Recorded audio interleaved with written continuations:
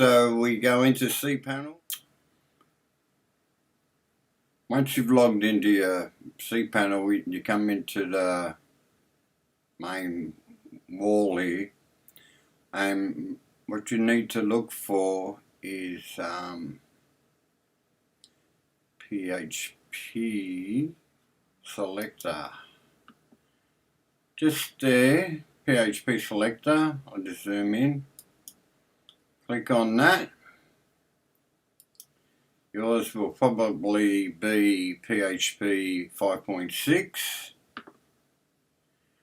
and you need to click on, it's the latest one, 7.1, and click update. PHP Edge is stable and it's the latest use for WordPress, and a lot of plugins are up to date. And also if you're using things like Facebook instant articles, so that's about it. It's pretty easy, so I'll leave it at that. I hope I've helped you, and I'll see you on the next video. Bye now. Have a great day.